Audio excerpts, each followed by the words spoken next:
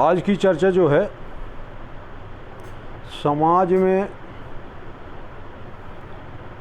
खून और माँ के दूध, पिता और माँ दोनों वंशों के बीच की है।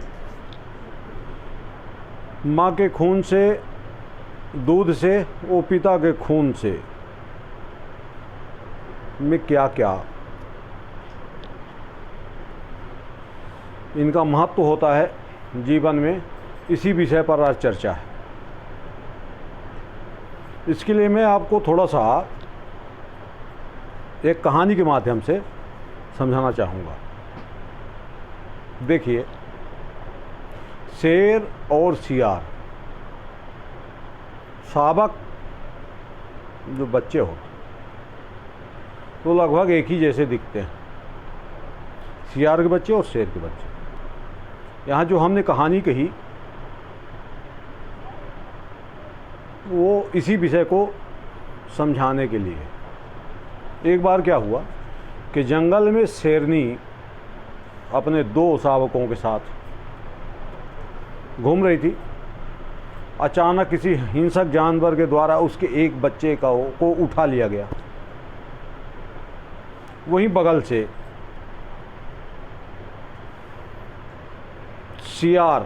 सियारिन अपने 8-10 बच्चों को लेकर जा रही थी। शेरनी अपने बच्चे को ढूंढ रही थी, जो दूसरा बच्चा उसका पृथक हो गया था, अलग हो गया था। पता नहीं कहाँ गया, ये कोई कहानी में है नहीं कि वो मर गया कि जीवित था। वो व्याकुल थी शेरनी, अपने बच्चे को ढूंढ रही थी। तभी एक सियारिन अपने 6-7 बच्चों के साथ वहाँ से गुजर रही थी। तो शेरनी की नज़र उसके बच्चों के ऊपर पड़ती है, उन्हीं बच्चों में से एक बच्चे को अपना बच्चा समझ लेती है। शेरनी जाती है, सियार के एक बच्चे को उठा लेती है और सियारिन कुछ कर नहीं पाती कि शेरनी से अपने बच्चे को बचा ले। शेरनी उस बच्चे को लेके चली जाती है। किस भाव से? भाव क्या था? भाव माँ का था, क्योंकि उसका बच्चा मिस हो गया था, कहीं खो गया था। तो सियारिन से अपना एक बच्चा ले लेती है, वो ये समझ के कि मेरा बच्चा है, पुत्र की तरह अपने साथ ले जाती है, अपना दूध पिलाने लगती है। सियार का बच्चा, खून किसका? सियार का। दूध किसका? शेरनी का। दूध पिया शेरनी का, सियार का बच्चा। समय बीतता गया। एक दिन शेरनी को ऐसा लगा, सहने जैसे समय आगे बढ़ता गया, तो शेरनी को ये समझते देर नहीं लगी कि मैंने किसी माँ से उसके बालक को, उसके बच्चे को छीन लिया था। ये हमसे अपराध हुआ है। इसने उसका पुत्र की तरह हो गया था उस सियार के बच्चे से। तो शेरनी कहती है कि बेटा, मैंने बड़ा अपराध किया है आपकी माँ से आपको अलग करने। मैंने जब आपको पकड़ा, अपने पास रखा, मेरा भाव ये था कि आप मेरे बालक हो, जो हमसे दुर्भाग्य से बिछड़ गया था। लेकिन अब जो आपकी शरीर की रचना हो रही तो सियार वाली हो रही है, तो समझ गई हूँ मैं कि आप सियार के बालक हो। लेकिन आपने दूध मेरा पिया, शेरनी का। तो इस जंगल में आप आज़ाद घूमिए, पूरे जंगल में आप घूमिए। शेर के अतिरिक्त आपको किसी अन्य जानवर से कोई खतरा नहीं है। लेकिन आप शेर से सदैव बच के रहना, क्योंकि इसके साथ इसके पिता का भी खून है ना, इसके पिता का भी DNA इसके साथ है। दूध तो आपने मेरा पी लिया, शेरनी का दूध आपने पिया, लेकिन इसके साथ इसके पिता का भी है। समझ जाता है। सियार का बच्चा समझ जाता है, सियार कहते हैं कि वैसे बड़े होशियार होते हैं, समझ जाता है, वहाँ से वो पृथक हो जाता है, अलग हो जाता है, चला जाता है। अब शेरनी के दूध की वजह से एक दिन जंगल में एक हाथी घूम रहा था। सियार को ऐसा लगा कि मैं इसके हाथी का मैं शिकार कर सकता हूँ, और वो जंप करके, कूद करके, उछाल मार के हाथी के मस्तक पर, यहाँ गर्दन पर बैठ जाता है और प्रयास करता है कि इसकी गर्दन को मैं फाड़ के इसका खून पी लूँ। लेकिन हाथी को पहले से पता था, तो हाथी कहता है कि बेटा, दूध बिसेखे वंश के, तूने जिस वंश का दूध पिया है उस कारण तेरी हिम्मत हो गई कि तू हाथी के गर्दन पर आके बैठ गया।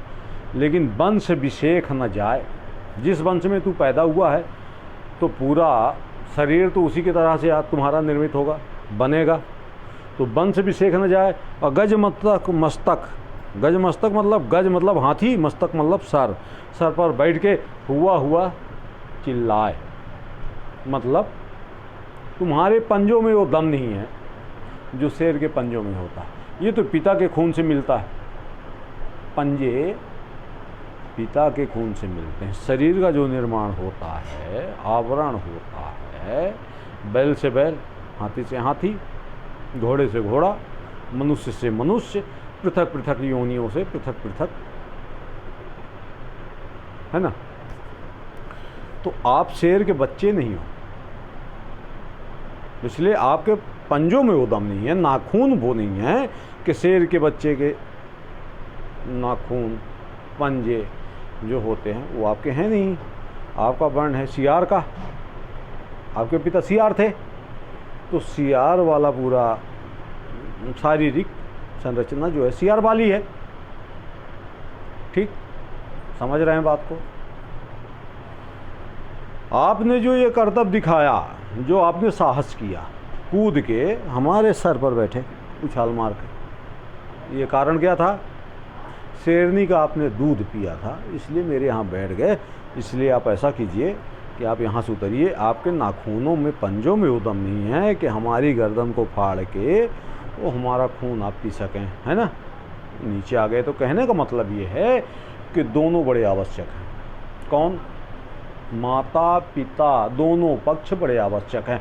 आपने सुना होगा, आपने जाना होगा, पहले यही हुआ करता था। जब कभी विवाह की बात आती थी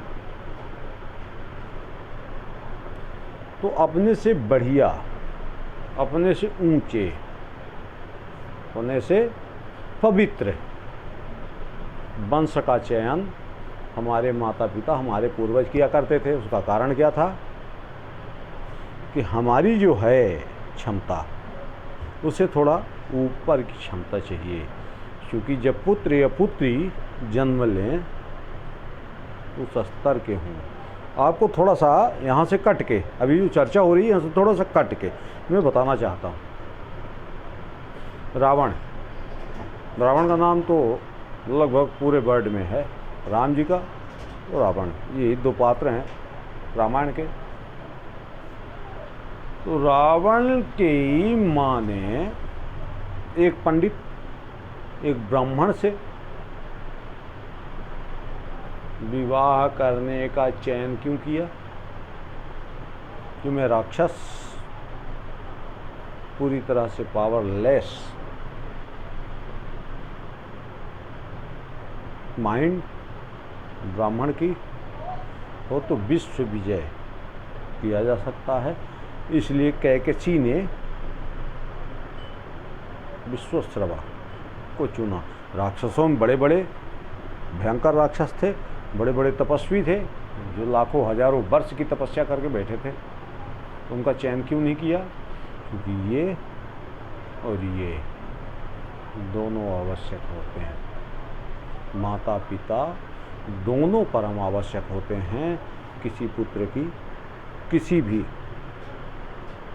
जैसे दीवार, यदि आपके स्तंभ मजबूत हैं, नींव मजबूत है तो छत टिका रहेगा। छत बड़ा मजबूत है, नींव गड़बड़ है तो मकान और छत के टिके रहने की कल्पना ही करना मूर्खता है। धन्यवाद। जय हिंद, जय भारत।